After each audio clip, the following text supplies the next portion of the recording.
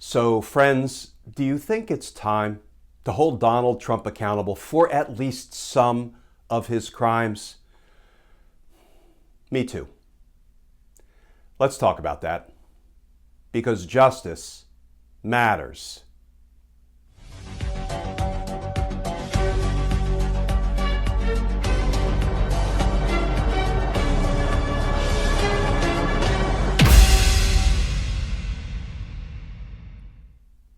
Hey all, Glenn Kirshner here.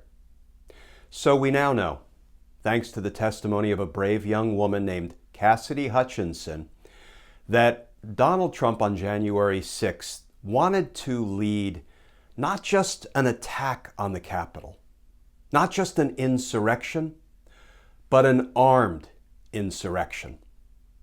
Because the testimony from Miss Hutchinson made crystal clear that Donald Trump was briefed on the morning of January 6th, before he stepped out on the ellipse and gave that speech by which he riled up his already angry base, his supporters, his mob.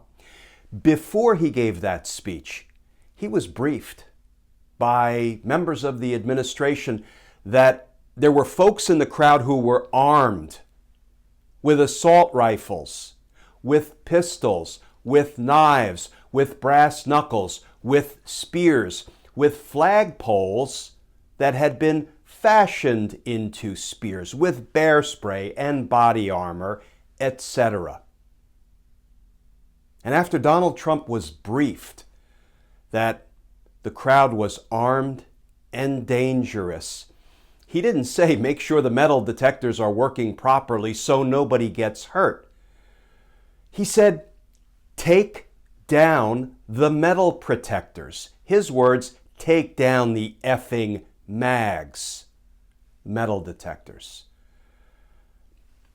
That's almost too much to absorb, friends. He said, take down the metal detectors because those people are not here to hurt me. The only reasonable inference that we can draw, that a jury in the future will be able to draw from those words, is that he knew they were there to hurt the people in the Capitol up the street who were certifying the win of Trump's opponent, Joe Biden. Take down the effing mags. They're not here to hurt me. And then he proceeded to gin them up, tell them to go to the Capitol and fight like hell or they won't have a country anymore. Get down there and stop the certification. Stop the steal. And he wanted to lead them in that armed assault on the U.S. Capitol, in that attack on our democracy. And it was only because the Secret Service stopped him from going to the Capitol that he wasn't there to lead them. But we now know Donald Trump wanted to lead an armed insurrection on the U.S. Capitol, on the electoral process, on the certification of Joe Biden's win.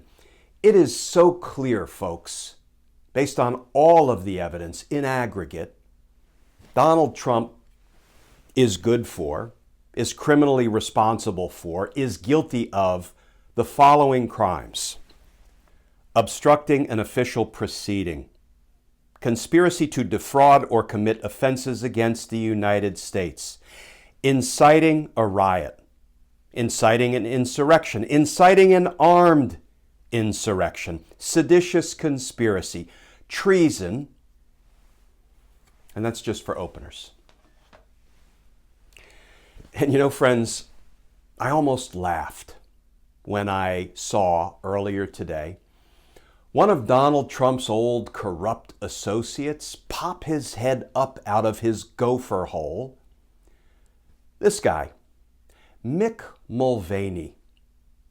He apparently thinks he can rehab himself by saying, oh, Donald Trump's in big trouble now that Cassidy Hutchinson gave him a royal smackdown in her testimony before the January 6th committee.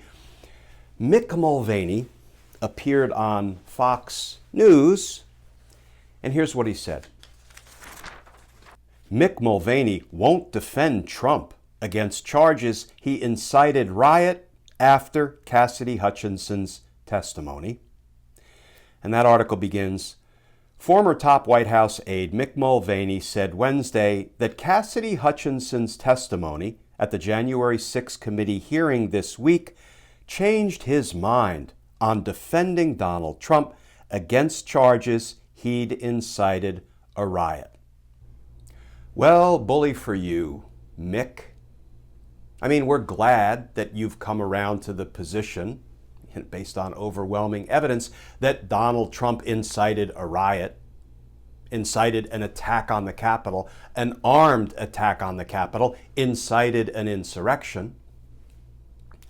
But Donald Trump's old corrupt associates, like Mick Mulvaney, feel like they can circle back, re-enter the fray, and we're just going to forget all about what they did? Remember what Mick Mulvaney did? When Donald Trump was caught red-handed, bribing and extorting Ukrainian President Zelensky, holding on to congressionally appropriated funds that were supposed to go to Ukraine so Ukraine could protect the lives of its citizens against unlawful Russian aggression, Donald Trump withheld those funds unlawfully with the assistance of Mick Mulvaney. And he said to President Zelensky, I know you want this money to protect your people, but I want a favor, though. I want a dirty political favor. I'm going to hold on to this money that you want, that you need, that has been appropriated by Congress to you until you announce a bogus investigation into my political opponent, Joe Biden. And Mick Mulvaney was all too ready to assist. And remember, after Donald Trump was caught, what Mick Mulvaney said? Priceless. He said, we do it all the time. Get over it. And now Mick Mulvaney's reappearance got me to thinking, how is it that Donald Trump was in a position on January 6th to incite an insurrection, to incite an armed attack on the U.S. Capitol and on the democratic process? So how is it that Donald Trump was able to incite an armed insurrection on January 6th? Well, because we didn't hold him accountable for committing campaign finance crimes in a conspiracy with Michael Cohen. And because we didn't hold him accountable for his campaign finance crimes, Donald Trump was able to solicit Russian interference in the 2016 election. Hey, Russia, if you're listening. And because we didn't hold Donald Trump accountable for soliciting Russian interference in our presidential election, he was able to commit 10 felony obstruction of justice crimes, as documented by Bob Mueller in Volume 2 of the Trump-Russia report. And because we didn't hold him accountable for those 10 felony obstruction of justice crimes, Donald Trump was able to bribe and extort President Zelensky. And because we didn't hold him accountable for bribing and extorting President Zelensky, Donald Trump was able to tamper with witness Ambassador Marie Yovanovitch when she testified. And because we didn't hold Donald Trump accountable for witness tampering of Ambassador Yovanovitch, he was able to obstruct official congressional proceedings, the impeachment hearings, by telling all of his executive branch officials, do not comply with lawfully issued congressional subpoenas. And because we didn't hold him accountable for obstructing an official congressional proceeding, Donald Trump was able to cause hundreds of thousands of avoidable COVID deaths. And because we didn't hold Donald Trump accountable for causing hundreds of thousands of avoidable COVID deaths, Donald Trump was able to incite an armed insurrection, for which he has not yet been held accountable. So what will Donald Trump do tomorrow?